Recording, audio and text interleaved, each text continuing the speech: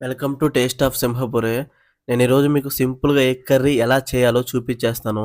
నేను ఎళ్ళే టయానికి మా మావయ్య చేసేస్తున్నారు. సో, ఎలా చేయాలో చూడండి మీరే వీడియోలో సింపుల్‌గా చేసేసుకోవచ్చు. ఇంకా దీంట్లో ఎగ్ కర్రీ ఏందంటే కొంచెం డిఫరెంట్ స్టైల్‌లో టేస్ట్ అయితే అదిరిపోతుంది. చూసేయండి మీరే ఎలా చేస్తాడో. ఇంక ఇందులో తగినన్ని వాటర్ అయితే పోయేసుకోవాలి.